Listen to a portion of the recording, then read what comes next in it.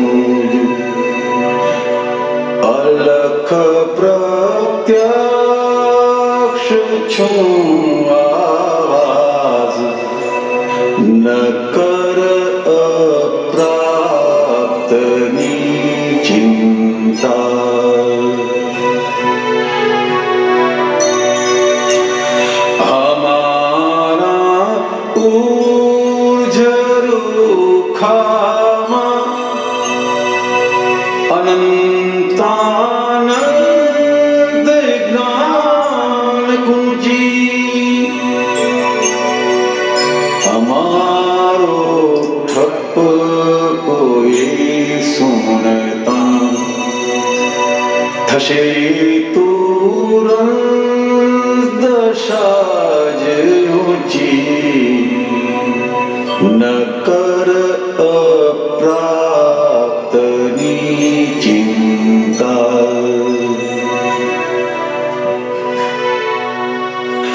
નથી કોઈ બાપોએ રચના જગત આખું સ્વયં રમણા. ખૂણે ખૂણો ફરી બ્રહ્માંડ, કયો નિરપેક્ષ સત્ય યહાં. ન કર અપ્રાપ્તની ચિંતા.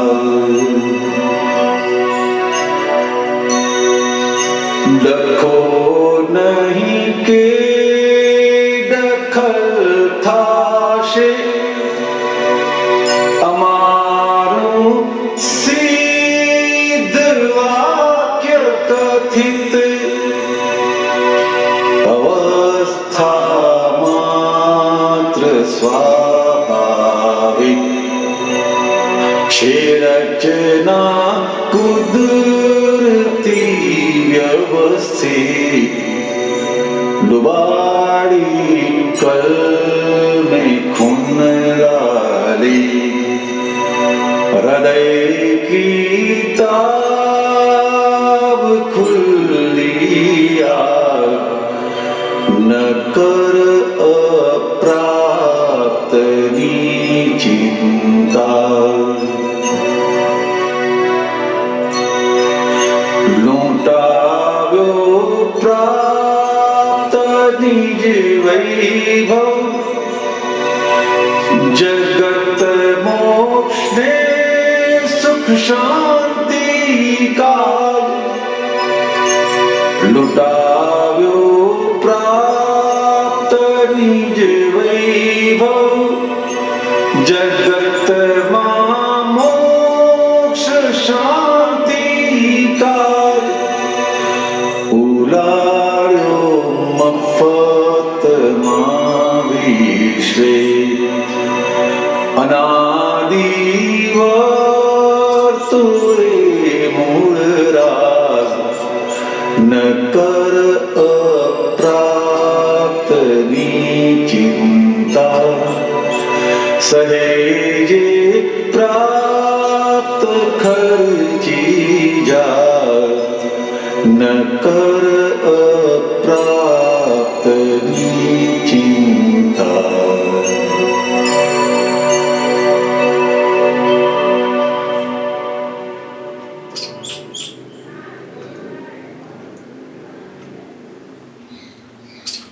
જય સચ્ચિદાનંદ.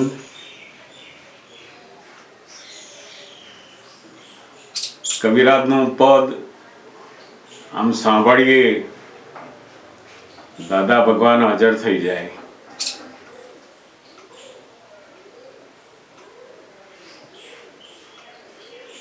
અદ્ભુત વાક્યોનું જે ગૂંથણી કરી છે એમણે, એક એક શબ્દની અંદર એટલા બધા ગહન અર્થો એમણે સમાયા છે. એક એક પદો ઉપર મોટા પુસ્તકો લખાઈ જાય અને સામાન્ય માણસને પણ જીવનની અંદર કામ લાગે એવી સુંદર વાતો અંદર મળી છે. ન કર અપ્રાપ્તની ચિંતા. આજના સમયની અંદર માણસ જમવા બેઠો હોય અને એને જે પ્રાપ્ત થયું હોય બધું,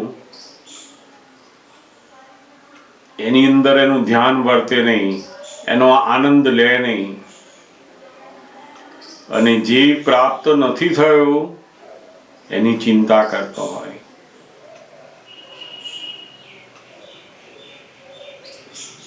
મોટા મોટા બુદ્ધિશાળી માણસો જાત જાતનું બધું જ્ઞાન જાણેલા માણસો પણ જે સંજોગો પ્રાપ્ત થયેલા છે એનો પણ જો આનંદ લેતા ના આવડે તો એ જ્ઞાન, એ બધી વાતો આપણા જીવનમાં શું કામની? દાદા ભગવાને બહુ સાદી અને સરળ ભાષામાં આપણને આ શીખવાડી દીધું કે પ્રાપ્તને ભોગવો, અપ્રાપ્તની ચિંતા ના કરો. આજે તમારી પાસે જે ઘર છે, વસ્તુઓ છે, માણસો છે, જેની સાથે અત્યારે છો ત્યાં તમે આનંદ લો. બસ પ્રાપ્તને ભોગવો. પ્રેઝન્સમાં કયા સંજોગો આપણી પાસે છે એ જો ભોગવતા આવડી ગયો તો બહુ મોટું સમજદારીનું પદ કહેવાય. તો એટલે બહુ જ સુંદર આ વાતો કવિરાજે મૂકી છે અંદર. અને એક બહુ જ ગહન જે વાત મૂકી છે કે દાદા ભગવાન કેટલાય અવતારથી એક બહુ મોટી શોધમાં એમણે ઘણા બધા અવતાર જે ગયા એમના, તે એક જ વસ્તુ એમને શોધવી હતી કે આ જગત કેવી રીતે ચાલી રહ્યું છે. અને એમણે આ જગતનું એકદમ નિરપેક્ષ સત્ય એ શોધીને જગતને બહાર આપ્યું. કવિરાજે બહુ સુંદર આ પદમાં લખ્યું કે અમારું એક જ સિદ્ધ વાક્ય, અવસ્થા માત્ર સ્વાભાવિક છે, રચના કુદરતી વ્યવસ્થિત. આ જે વાક્ય છે એમનું, એ સિદ્ધ વાક્ય, એ શોધવા માટે જ એમણે ઘણા બધા અવતારો આ શોધ પાછળ કાઢ્યા છે. આ વ્યવસ્થિતની જે શોધ છે એ આખું અક્રમ વિજ્ઞાનનું બહુ મોટું હાર્દ એમાં રહેલું છે.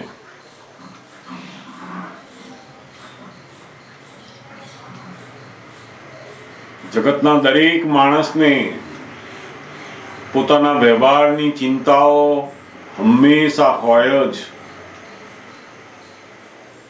એ ગમે તેવું વાંચન કરતા હોય, ધ્યાન કરતા હોય, ગમે તે કરતા હોય, પણ પોતાના સંસાર વ્યવહારની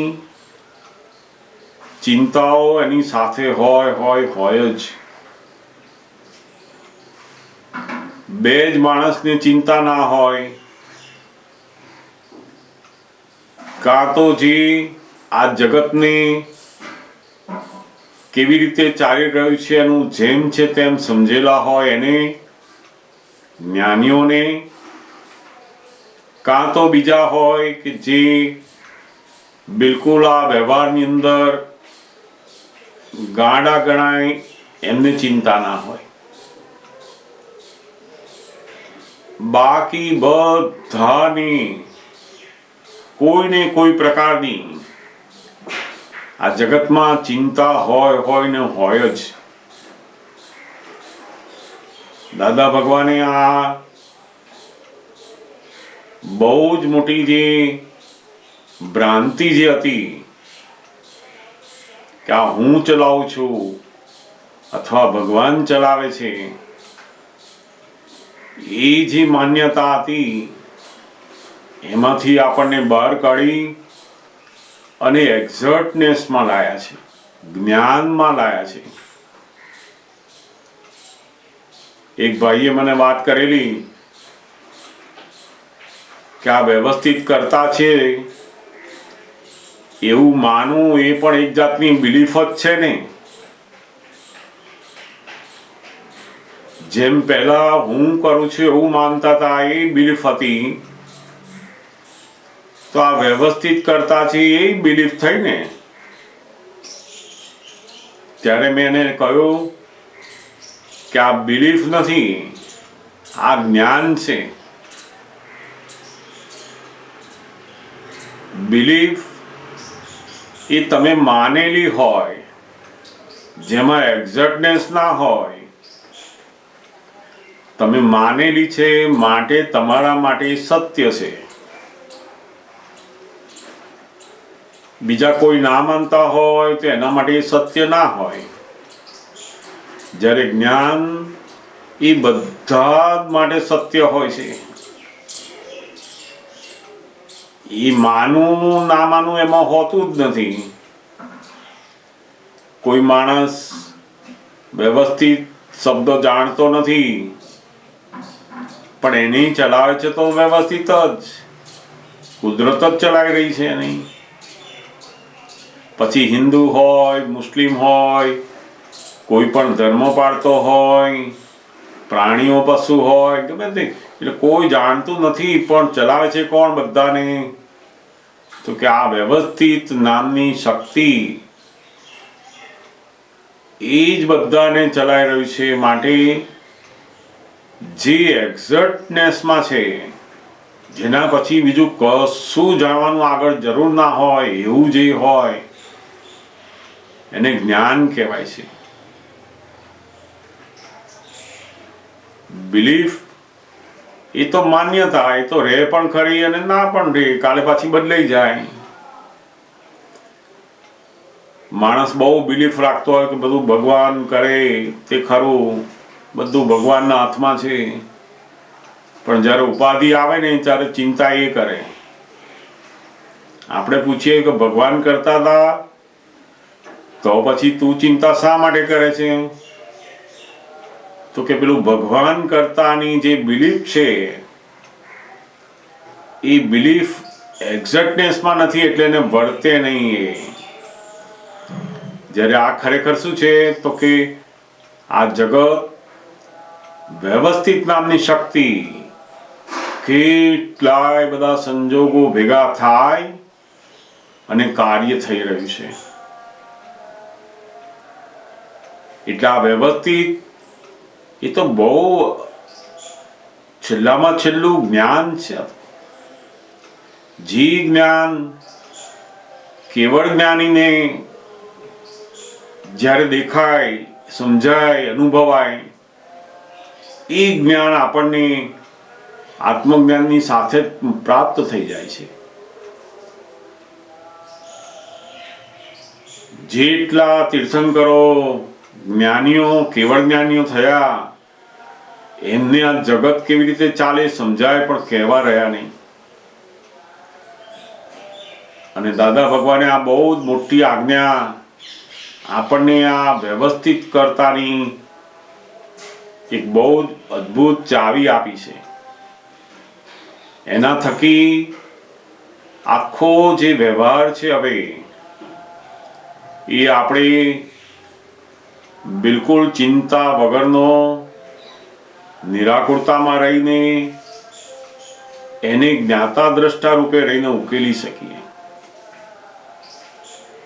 જ્યાં સુધી વ્યવહારની અંદર એને હું કરું છું એવું હોય ત્યાં સુધી પેલું જ્ઞાતા દ્રષ્ટા રહે નહીં. એટલે દાદા ભગવાને વ્યવહાર અને નિશ્ચય, આ વ્યવહાર આખો વ્યવસ્થિતના અધીન મૂક્યો તો આપણે શું કરવાનું રહ્યું તો કે જ્ઞાતા દ્રષ્ટા. જેટલું આ વ્યવસ્થિત આપણને પચતું જાય એમ આપણું જ્ઞાતા દ્રષ્ટાપણું વધારે ને વધારે અનુભવ સ્વરૂપ થતું જશે.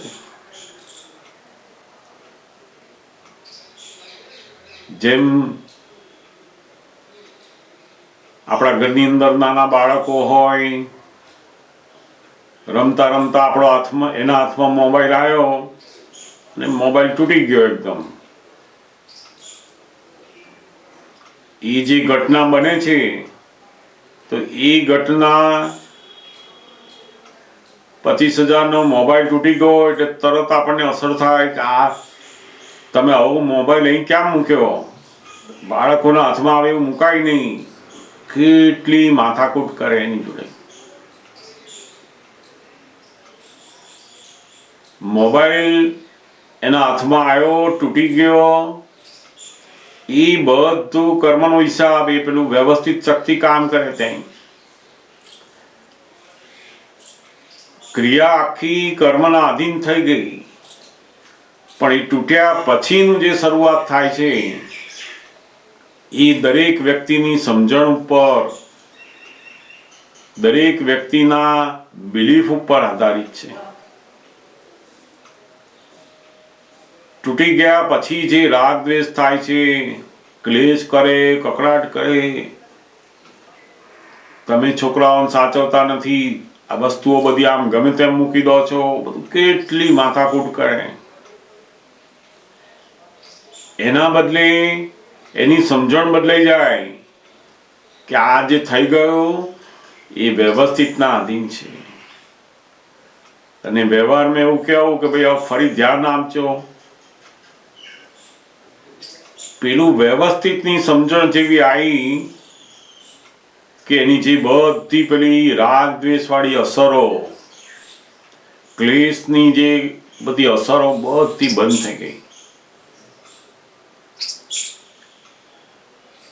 હમણે બરાબર ધ્યાન આપ્યું નહીં એવી સમજણ હતી, એનાથી બધા ક્લેશ થતા હતા. અને જેવી વ્યવસ્થિતની સમજણ આવી કે આખું એની જે અસરો હતું એ બદલાઈ ગયું.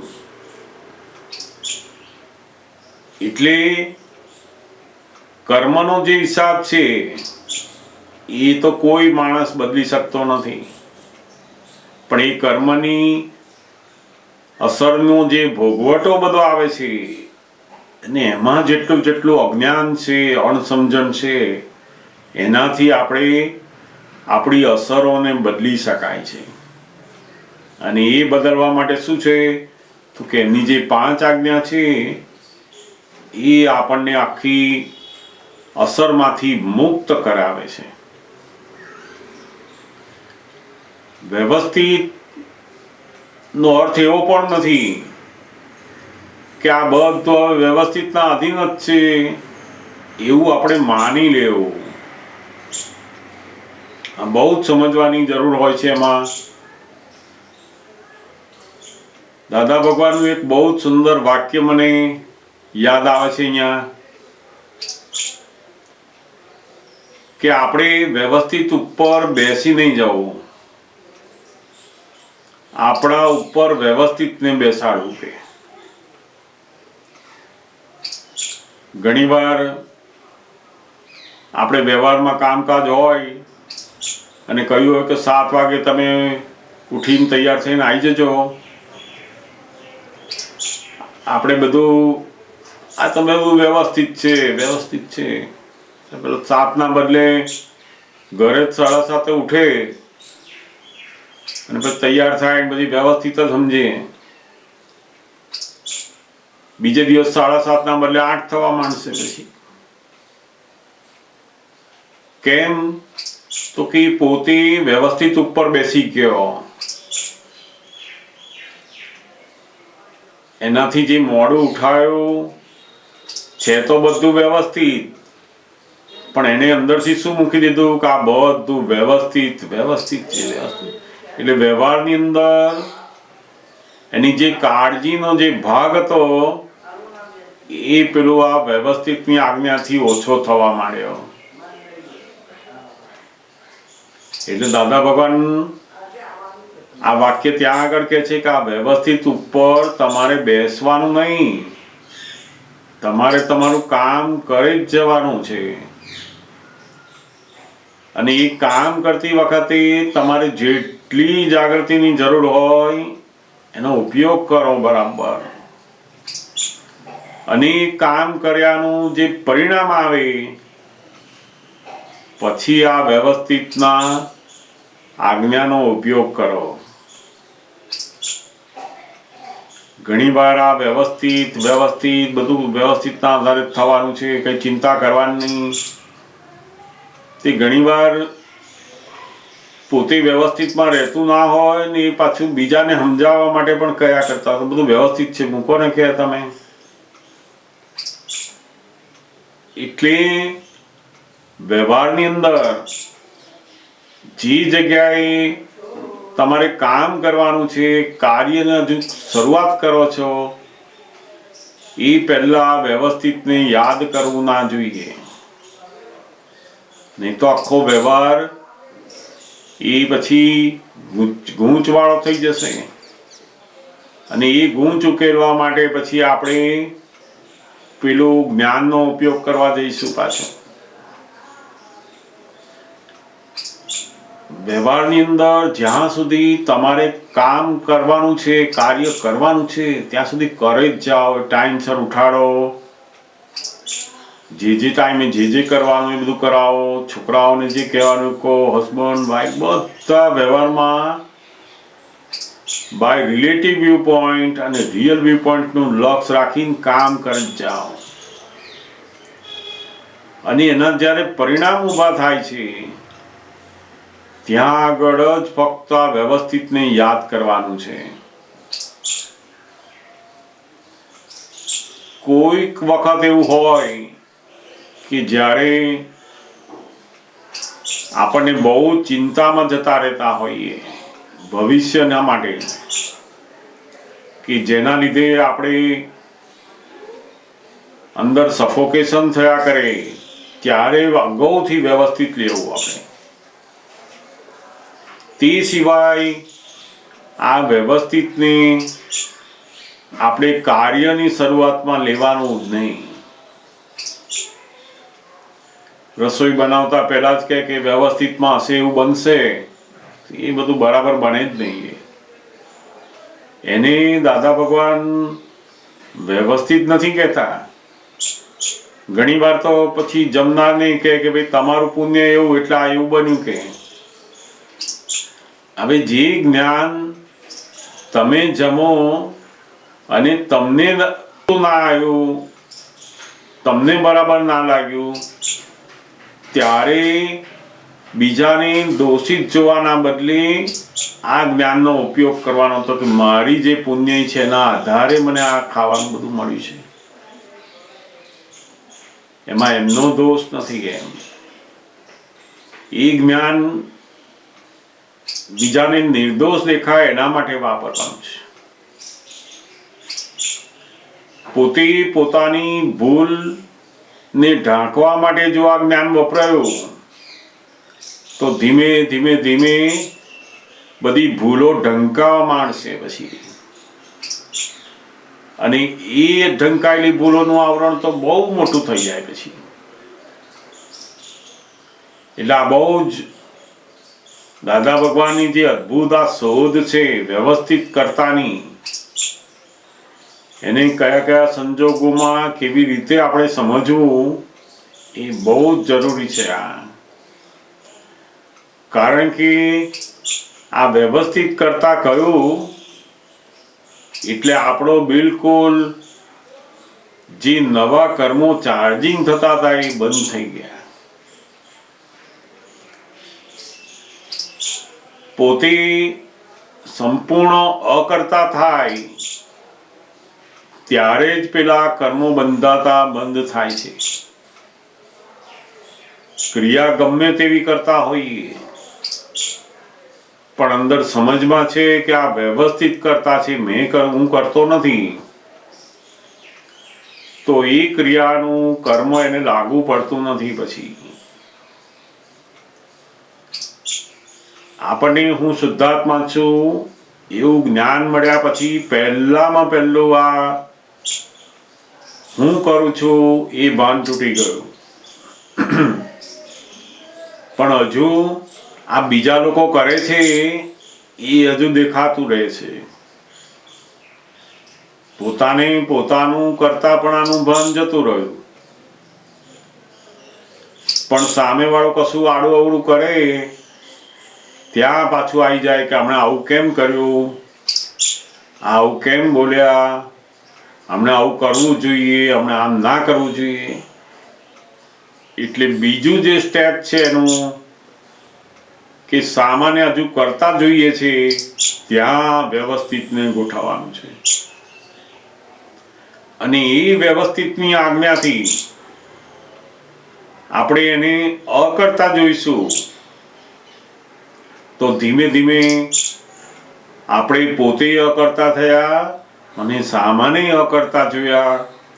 એટલે અકર્તાનું જે સ્વરૂપ છે એ આખું જ્ઞાન સ્વરૂપ થતું જશે.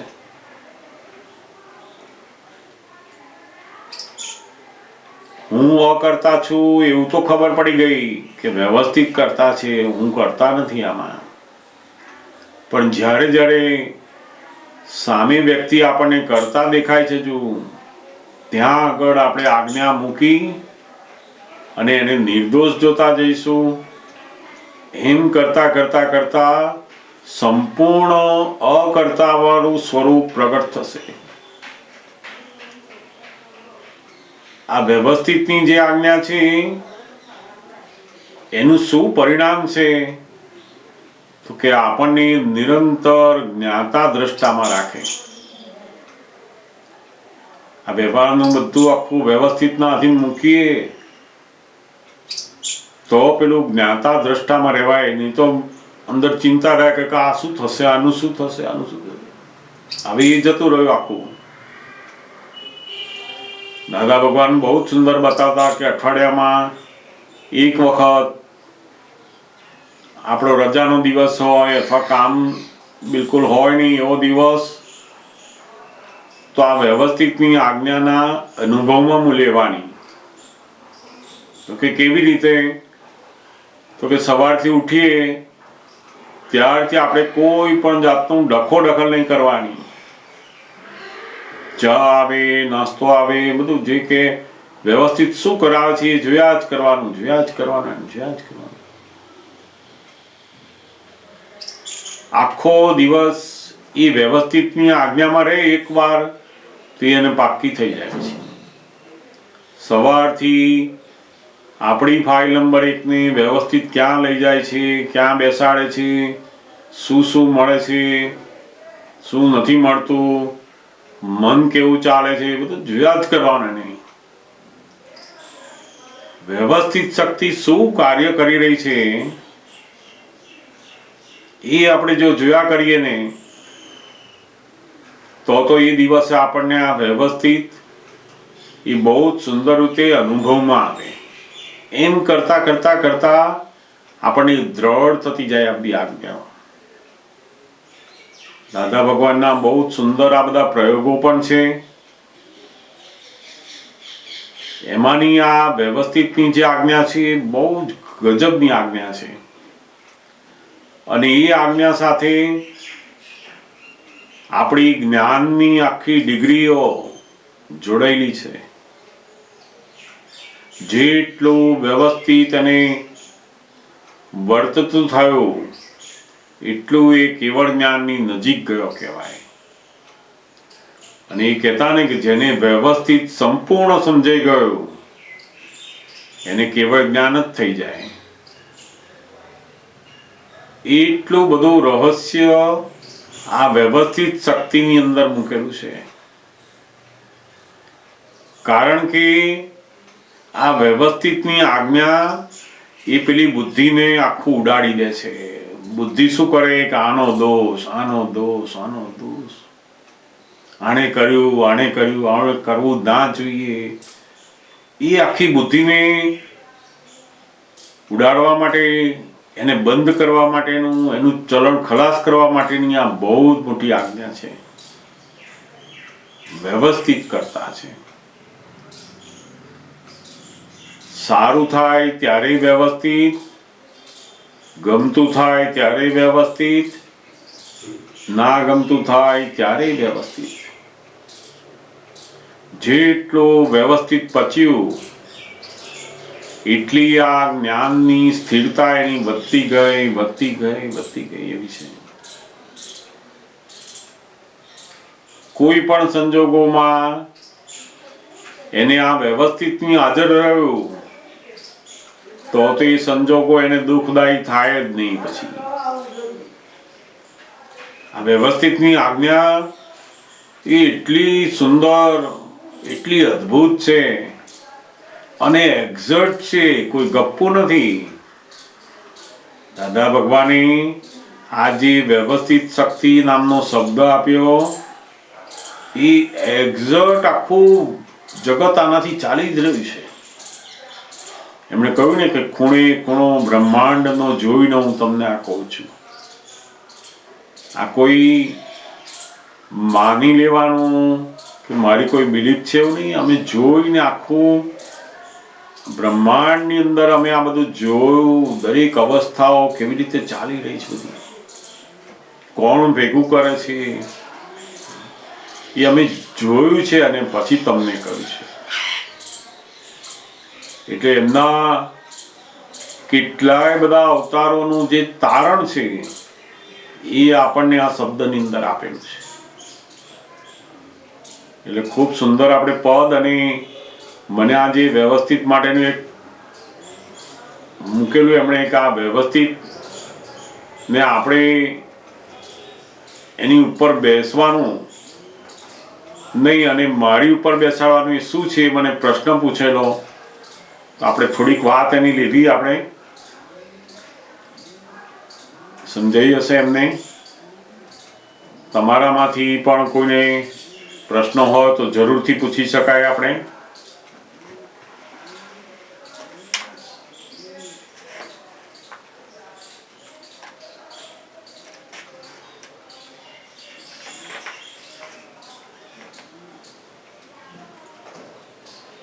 અવાજ સંભળાય છે અશોક કાકા? હા, એકદમ સરસ રીતે સંભળાય.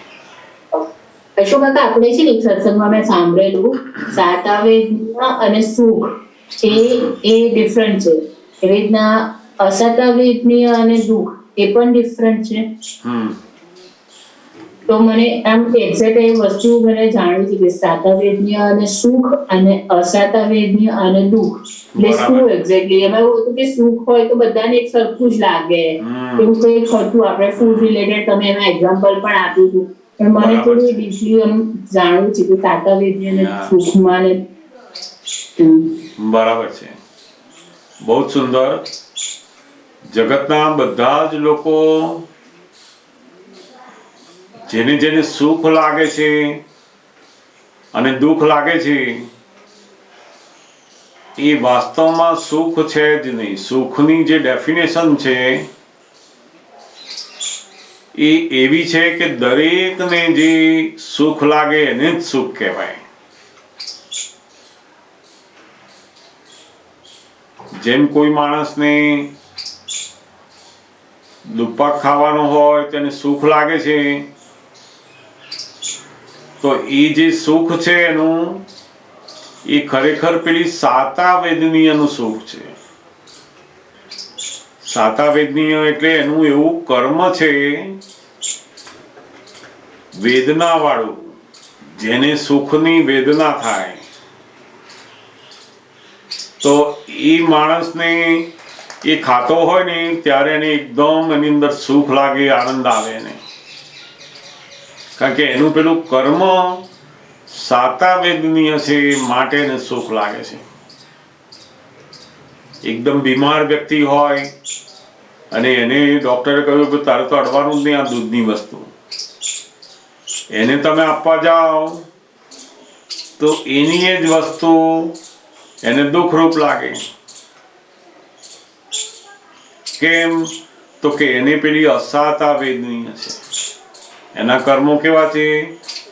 અસાતા એટલે દુઃખ રૂપી. એને જોઈ લે ને તો દુઃખ લાગે. આ વસ્તુથી બધાને સુખ અને દુઃખ નથી, પણ અસાતા વેદનીય અને સાતા વેદનીયના કારણે આ સુખ દુઃખ છે. ઘર હોય, બધી વસ્તુઓ હોય, હસબન્ડ, ભાઈ, છોકરા, બધાયમાં આપણને આ જગતના જેટલા પદાર્થોની અંદર સુખ લાગે છે એ વાસ્તવમાં સાતા વેદનીય કર્મનું ફળ છે. પૈસાનું સુખ, ધંધાનું સુખ, શરીરનું સુખ, ઘરનું સુખ, હસબન્ડ વાઈફ, બધા જે કઈ બધા સુખો આપણને લાગે છે, બધા સુખો કેવા છે? તો કે પેલું સાતા વેદનીય કારણે. બહુ ગરમી હોય અને એકદમ એસીની અંદર ઠંડકમાં જાય એટલે શું લાગે? એકદમ સુખ લાગે, કે એકદમ આનંદ આવે. પણ એ ખરેખર છે શું? તો કે પેલું સાતા વેદનીય કર્મ છે, કર્મનું પરિણામ છે. આ એસી છે માટે એને સુખ લાગે છે એવું નથી. એનો એ જ માણસ 10 કલાક ત્યાં બેસી રહે ને તો પછી કે ભાઈ બંધ કરો હવે, હમણાં તો થોડી વાર તો ઠંડી લાગે છે. એનું કર્મ બદલાયું. હવે પેલું સાતા વેદનીય હતું ને એ વધ્યું એટલે અસાતા વેદનીય શરૂ થાય પાછું. એટલે દાદા ભગવાન આ સુખ અને દુઃખ બે જે શબ્દ છે સંસારમાં, એને રિયાલિટીમાં એ સમજાવે છે કે આ તો બધી સાતા વેદનીય અને અસાતા વેદનીય છે. સાચું સુખ નથી એમ. સાચું સુખ બધાને એક સરખું લાગે એને સાચું સુખ કહેવાય. એટલે સુખ નામનો જે ગુણ છે એ પૂતગલના કોઈ પણ પદાર્થોમાં છે જ નહીં. દાદા ભગવાનનું શું તારણ છે? તો કે આ દુનિયાના કોઈ પણ જે પદાર્થો પૂતગલથી બનેલા છે, જેની અંદર ચેતન છે નહીં, એવી વસ્તુઓમાં સુખ નામનો ગુણ હોતો જ નથી એમ. સાતા વેદનીયના કારણે આપણને પેલું સુખ લાગે છે, અને અસાતા વેદનીય જેને હોય એને દુઃખ લાગે પાછું. બધા જ લોકો એકને સુખ લાગ્યું એટલે એવું માને કે ઓહો આપણે એવું કરીએ ને તો આપણે સુખી થઈ જઈશું. વાસ્તવમાં એનું જે સાતા વેદનીયનો ઉદય છે એટલે એને સુખ લાગે છે. પછી જ્યારે અસાતા વેદનીય આવશે ને ત્યારે પાછું દુઃખ લાગશે. પોતાનું નાનકડું ઘર હોય, 2 જ રૂમ હોય, તેને દુઃખ લાગતું હોય, અને પછી મોટા 4 રૂમ 8 રૂમ વાળું મકાન જુએ, મોટા બાથરૂમ જુએ, બધું જુએ એટલે એને થાય કે ઓહો આમાં સુખ છે. તે પેલું સાતા વેદનીય કર્મ એ પેલા 8 રૂમ વાળા મકાનમાં જાય ને ત્યારે ઉદયમાં આવે. તેને લાગે કે આ મકાનમાંથી સુખ આવે છે. ભ્રાંતિથી શું થાય નહીં? તો કે મકાનમાંથી સુખ આવે છે. પછી પેલું સાતા વેદનીય કર્મનું કેવું છે તો પાછું બદલાતું રહે, પાછું અસાતા વેદનીય આવે. તે પેલા 8 રૂમનું મેનેજ કરવાનું પોતાથી થાય